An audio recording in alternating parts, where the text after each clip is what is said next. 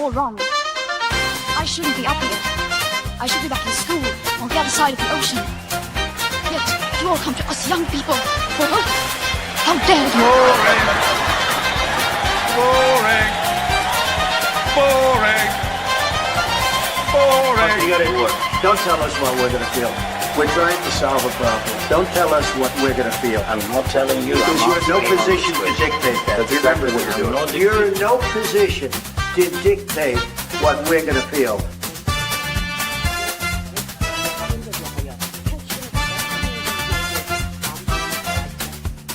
I call again for immediate ceasefire in Gaza, the return of the sausages, the hostages.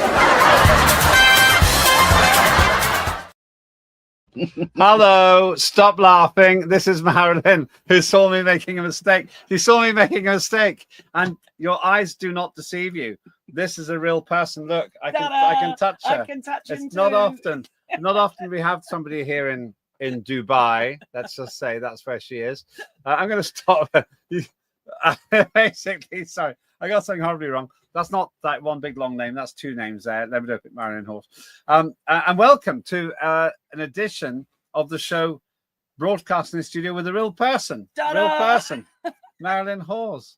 And just before going any further, do please subscribe to Unprecedented TV. Really important that you do that. Go to YouTube.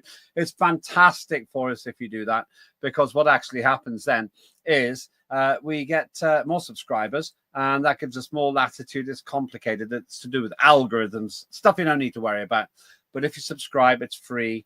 You'll get notifications, and you'll have access to literally hundreds of shows, including this one, Marilyn. Ta-da! It's exciting. It's very exciting. I think I prefer just seeing you down the camera, actually. That's charming. It's not. Really, It is really charming. It is great that you're here, Marilyn. It's lovely to be here. Now, tell us, and one other thing before I forget, please do tell us if there's shows that you want as well, because Marilyn is going to be starting a show for us. We'll talk about that in a minute. First of all, for those who don't know you, Marilyn, tell us what you're all about. Right, so I'm Marilyn Hawes, and I have a business, well, not a business, it's a CIC, like a charity called Freedom from Abuse. And my children were wrongfully abused by the head teacher of the school when I was the deputy head. And he walked free from court, having said he was guilty. And I thought, I don't think so.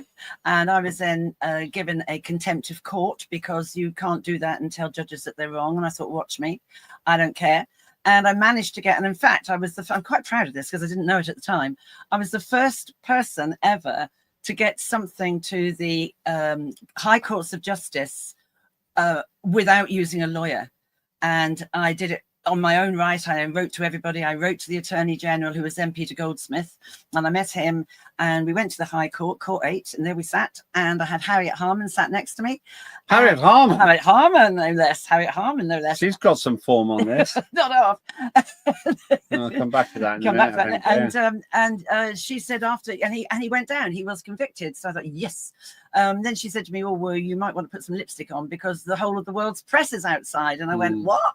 And she said, well, no one's ever done what you've done. So you're going back some years now. But from that then is when I more or less became a media whore, if you like, because the media were all over it. Sky, Fox, ABC, you name it, everywhere.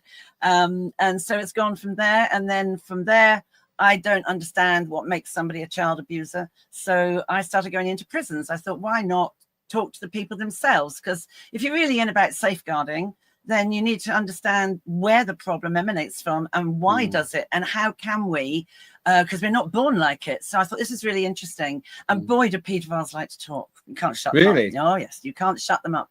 Can't shut them up. And so it's very easy to get information out of them. So then I thought, oh, I know what I'll do. I'll write some courses, because being a teacher, it was easy for me, because writing a course is just like writing a lesson plan, really. And then I developed it. So I've got loads of different courses now, and they're all sort of made from to do around the prevention of abuse. But I've extended it now from the grooming of children and the child abuse, but I've extended it into domestic abuse as well, because I had 19 years of domestic abuse, and so lived experience. I know how it works. And I thought, well, hang on, I had a happy childhood. So I didn't actually see this toxic person. I thought he was quite nice. And he was on a good day.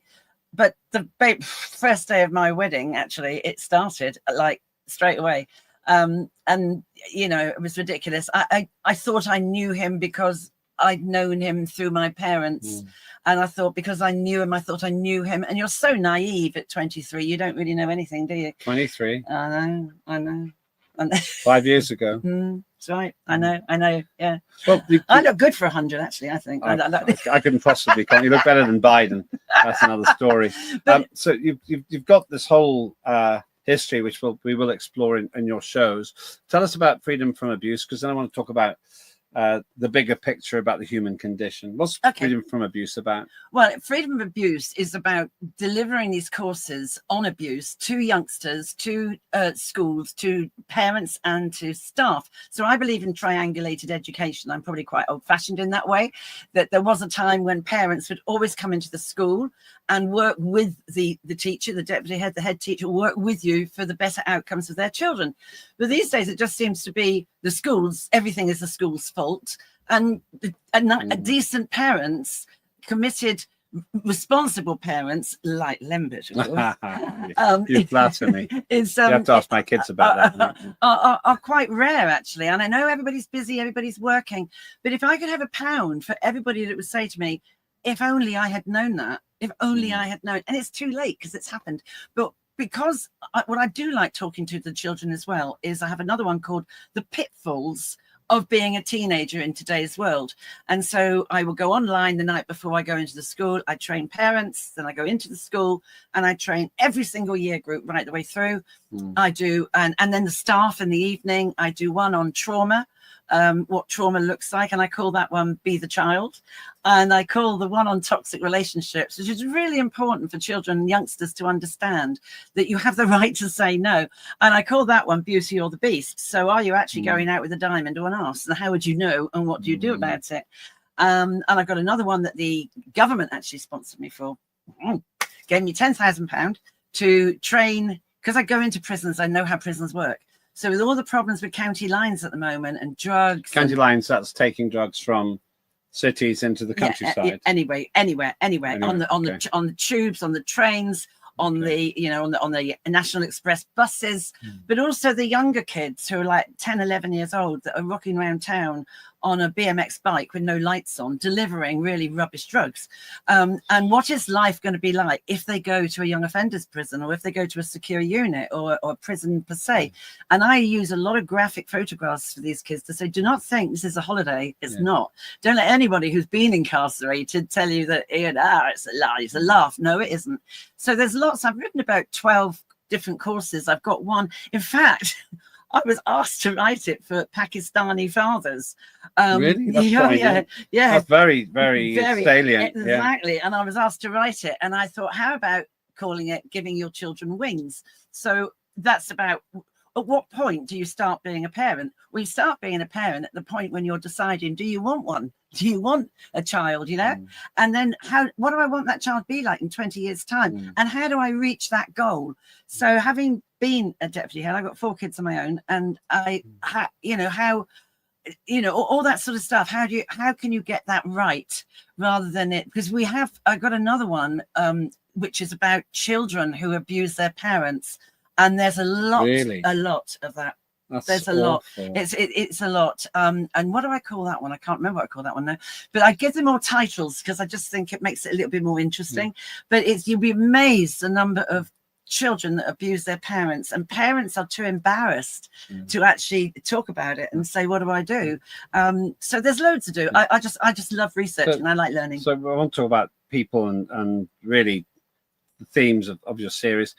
How do people find out about Freedom from Abuse? So you go on www.freedom-abuse.org. My phone number's there, my mobile's there. There's lots of information there, and just contact me. You will get me. I'm not like these big charities that are useless. You're not going to be fobbed off with a call center. I am the call center. I am the course writer. I am the course deliverer, and I go on media a lot, and I don't shut up, as you can hear now. So let's talk about your show. It's not just about abuse. It's about human nature. What's it going to be called? Dear Marilyn. Well, So, are you an agony? Are you our first agony aunt on Unprecedented? I'm probably an agony as a pain in the backside, but but yeah, I think unfortunately, or you could say fortunately, actually, I have had a heck of a lot of lived experience. I've had 4 children. I've lost 4 children. Really? I've had 2 came out at the same time. They're twins, you see. Okay. Oh right, okay. Yeah, it's the economy of scale. Clever me. Yeah, It's saved having to do it all over again. Yeah, I got fed up with them by then. So, and so I've never tried. So we had I've lost children. I had a baby that died inside when I was 5 months pregnant. That was all to do with domestic abuse.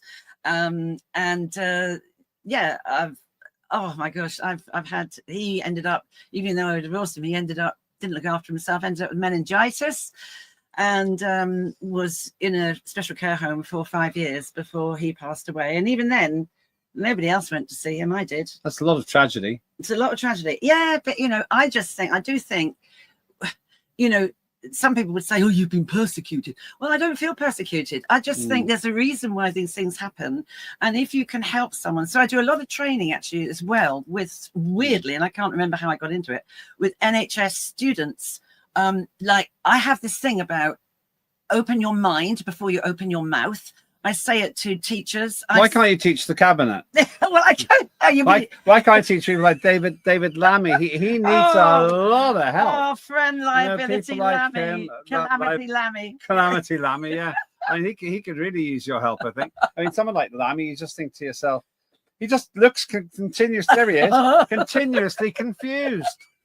And you just think to yourself, how can somebody as confused as that in government? It's frightening. It's absolutely frightening. I mean, who wants to know that he had to buy a new suit that morning before he actually stepped up to be, like Keir Starmer? How Keir Starmer could ever have appointed him, I just don't know. Because he's no better. I mean, he is no better. Absolutely not. There he is. There he is, the man himself, our Marxist friend. I want to say to you, Barry, don't come on. What I try to tell you is of no significance to anybody except Vladimir. So no, seriously, Vladimir Zelensky, who is going to make a big mess of the country. Anyway, enough of that. Sorry. I can't help it. I don't know how much longer I'm going to be able to use it in practice. He could be out of politics soon. He could be out of there. I wish. Oh, I so wish. I know, but they all go on about Rachel from Accounts going and him going. But then who else is? There's a whole bunch of numpties. Who's going to step up? There isn't anyone. I want to know, and you should know this, having been an MP. Why can't we have a general election? If the whole shebang is so useless and people's lives are being ruined every single day, every single hour, why can't we have a general election? Because if you've got an enormous majority like the Labour Party have, and you know you're going to lose the next election, why would you have it early? They choose the date. Yeah, so we could have this till 2029. But why can't we do something like in America, midterm elections? Well, we do. They're called local elections. Yeah, but he won't allow them, will he? He's going to say. Well, he's going to keep maybe banning them. But there is another way of doing it: revolution. Well, I'm fear that is going to happen. Comrade Hawes. Now, I think that Comrade Corbyn and Sultana's Fruit and Nut, with your party, they're going to do it. By the way, I actually like Jeremy Corbyn. I don't really know Sultana. But Corbyn is a lovely guy. I know his brother. Oh, you as met well. him, do you? Oh, yeah, no. Well, and Piers Corbyn, I see him quite often. Yeah. Oh, yeah. They're nice people. The thing is, they've got principle. Absolutely. They believe in something. Yes, exactly. Whereas you look at people like Starmer. Can we just get that Starmer? Can we get Starmer up here again? Yeah, there he is. Can we throw something at him? Can I just throw something at him? The only people who go to prison in this country are people for hurty words. Hurty words. I mean, it's just hurty words. It's like he just, I don't know. I don't want to get too personal. He's got no charisma. He has no charisma. He's about as charismatic as a lump of wood, isn't he? He really is. He's got nothing about it. And who could possibly, what human being could keep taking this? We hate Starmer, we hate Labour, and still he stands up there. He is utterly narcissistic. You could say he's control freak. You could say he's courageous. No, he's not. You don't have to be popular to be good. You don't have to be popular to be good. You don't have to be. I can prove that. He's just. I'm so thankful. I'm so thankful I didn't vote for him, but then I'm not entirely who I did vote for. Oh, well, I don't even want to ask you. We'll save that for another episode. And remember, what you're watching here is a real person in the studio. And here he is. Yeah, this is not AI. Or it is. It's not very good AI. And AI, artificial general intelligence would do better than us. But some would say it wouldn't be any much nice as fun. it wouldn't be anywhere nothing like fun. as much fun. Yeah. So even though the country's falling apart, we can still laugh. Actually, I think it's the babblings of the padded cell. I don't think it's humour. No, look, I we're think we're free. all going Dubai mad. is a free country-ish. Free country. I want to get on the first plane out there. What do you mean? We're here already. Oh yes, of course Well, we look, are. we're here Yeah, already. Of course. But there's no camels. Can't see the Before we camels. go any further, camels will be provided. Before we go any further, somebody else who's free thinking. It's Claire Dire Consequences, an absolute gem, one of the anchors of unprecedented TV with Dire Consequences. Watch this.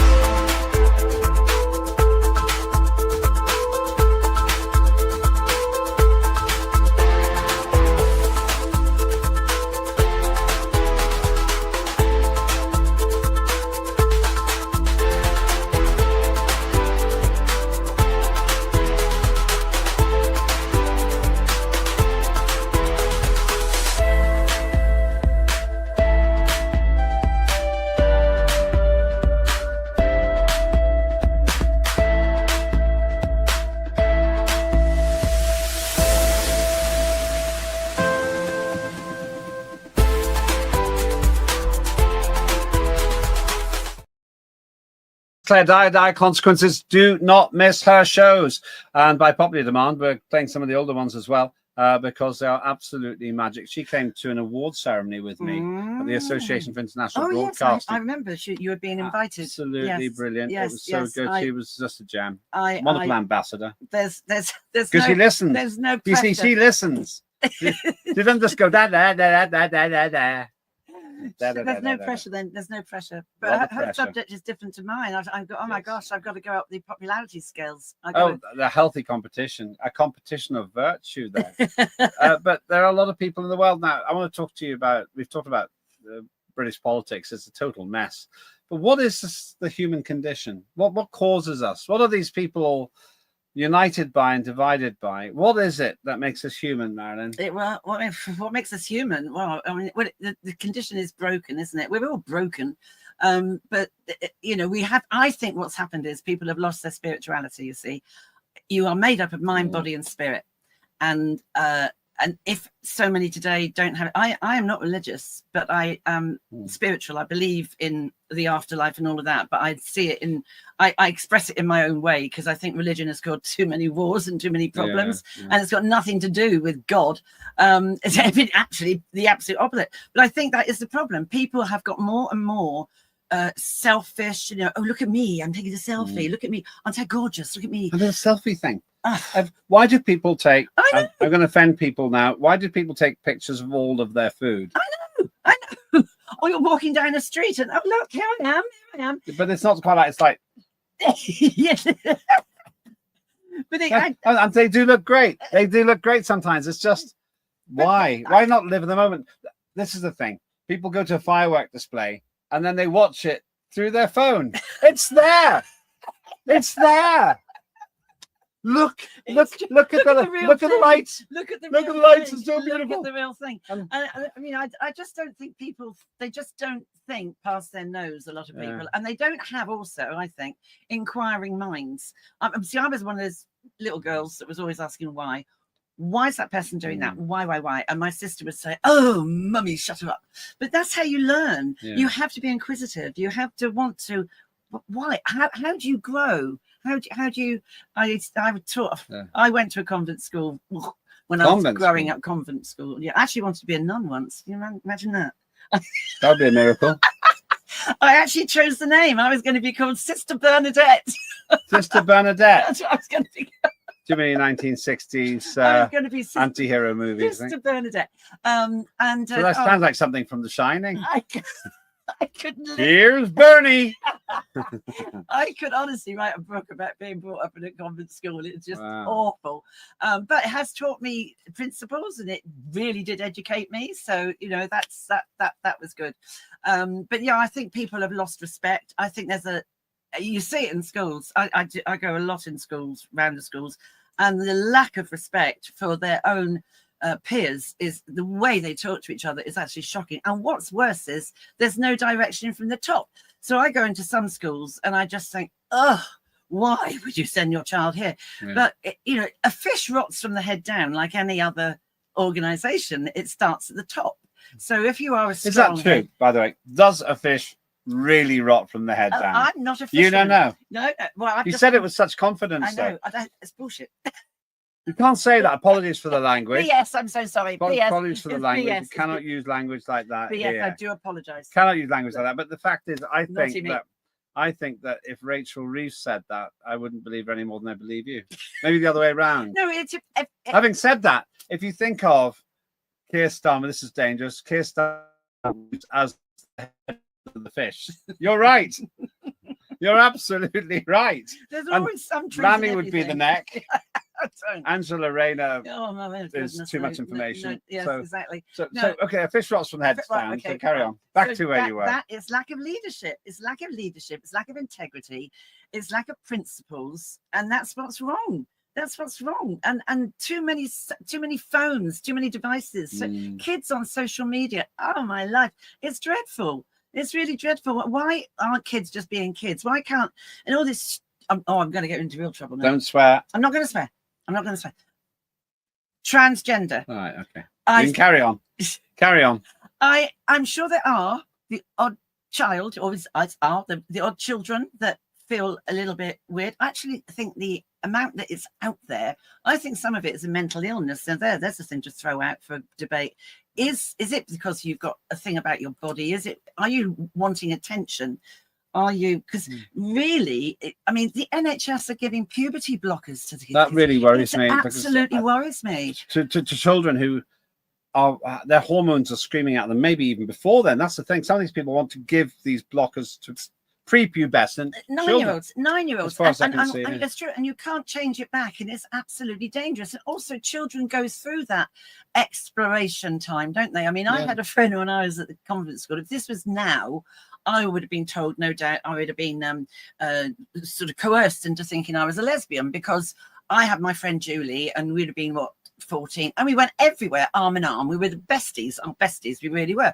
But then we found boys, and there was nothing sexual between Julie and I, but there was this attraction of friendship and like minds. But in today's world, I honestly think I'd have been like coerced or brainwashed into thinking I was something that I'm not, because I am absolutely heterosexual. I have a total problem with the fact that schools are elevating all of this to a ridiculous degree. It affects a non-zero number of people, but it's a very small proportion.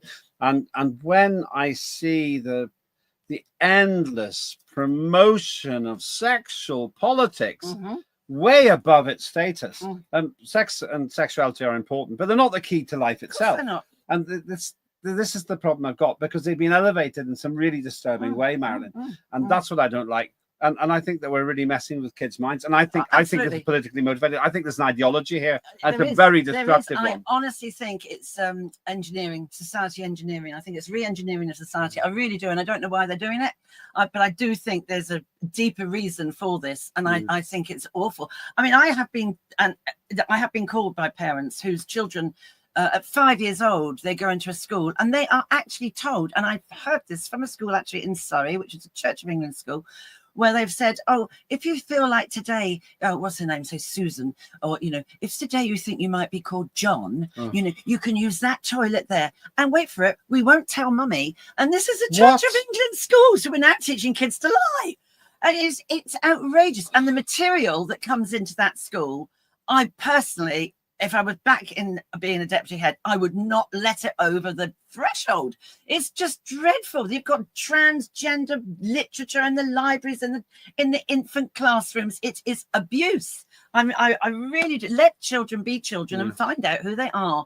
And it's just gone ridiculously too much the other way. It's dreadful. Back to spirituality, though, it seems to me that just as the whole sexual agenda has been elevated beyond all recognition, for someone like me, the spiritual dimension has been demoted almost to the point of obscurity. Absolutely. One of the greatest, actually, I would say the greatest politicians I've met were Mo Molam, who was incredible. Oh yes, she was amazing. Absolutely remarkable. Yeah, she was amazing. And she was Secretary of State for Northern Ireland when I was Shadow Secretary of State. Yeah, for no, Northern I used to be an she MP. was a lovely woman. But the other one was Benazir Bhutto. Oh. I met Benazir Bhutto, and she was tremendously spiritual. Wow. And she had a mesmerizing character and a soul. And she went to her death. She was warned that it was very dangerous for her to go back to her homeland. But she went, and she was indeed assassinated. Terrible. But she had a presence. I've got a book that she signed. It's actually misspelt my name in it, but I never had the courage to say. And she signed it for me.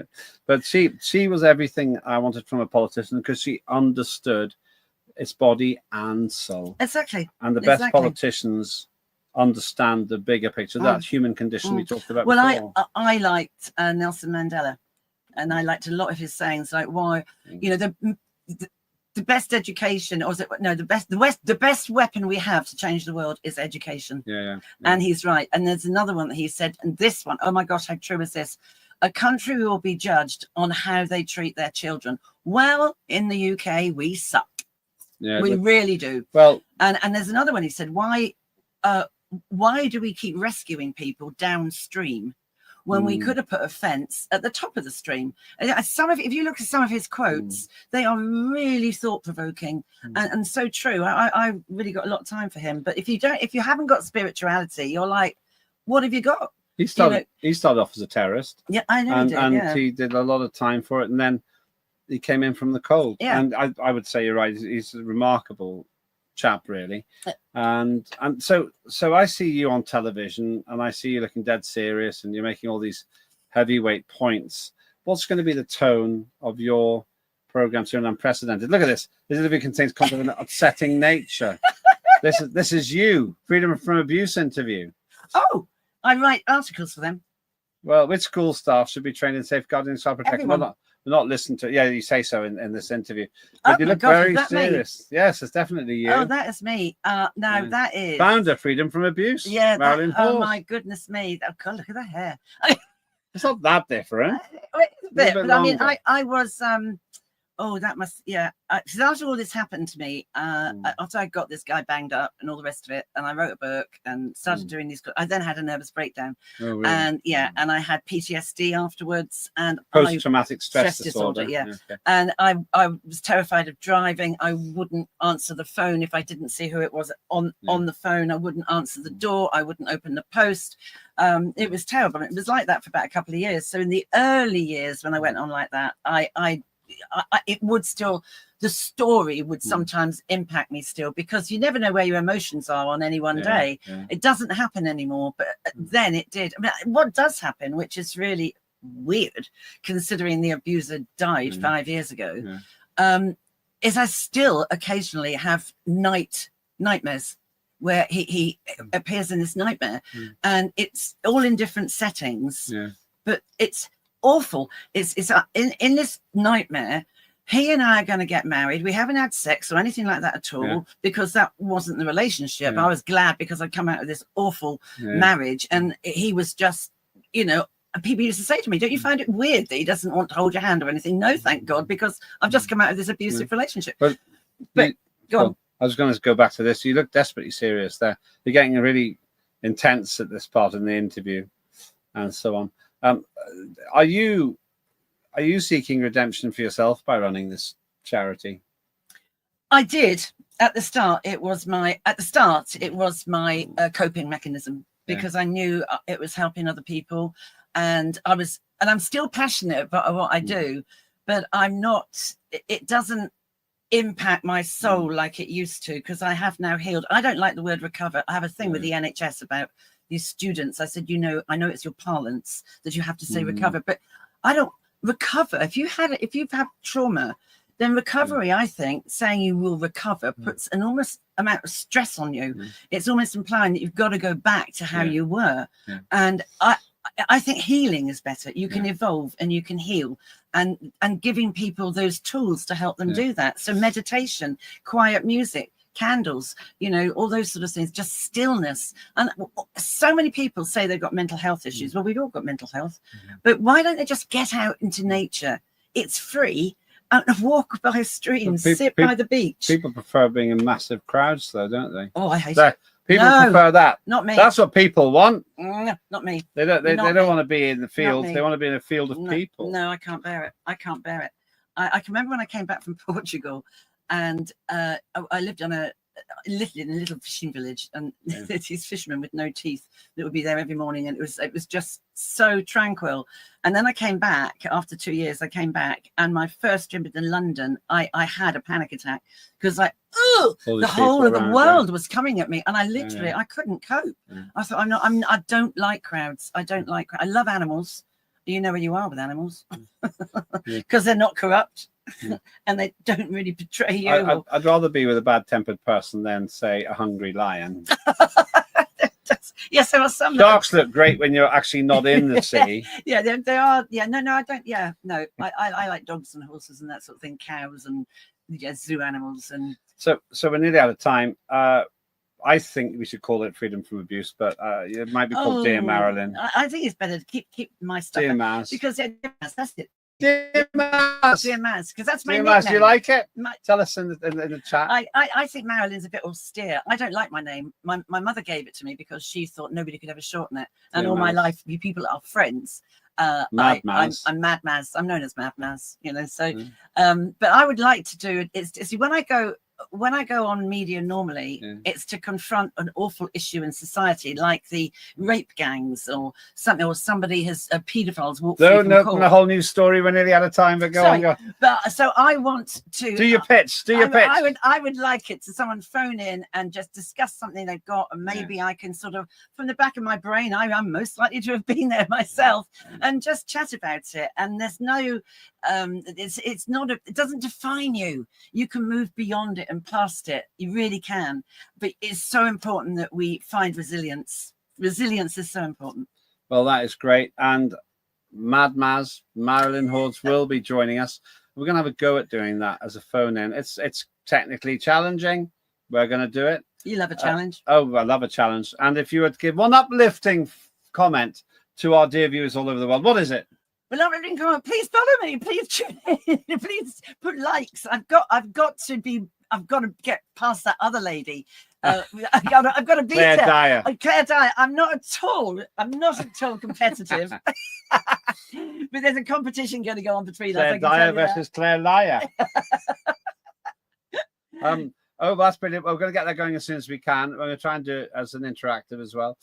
So thanks so much to Marilyn for coming into the studio. Look, real person. This is not AI. Have your say in the X.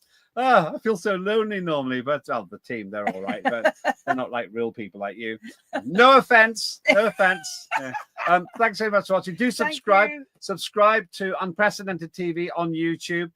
Please do. It doesn't cost you anything, and you will have a fantastic, massive array of shows. And we've got some great creative stuff coming up as well. I'm Lembit Öpik. And I'm Marilyn Hawes. And we have to have humour as well. Always have to have humour. No matter how bad the problem is, we're going to have humour. Here on Lembit Öpik Live on Unprecedented TV. See you soon. Bye-bye.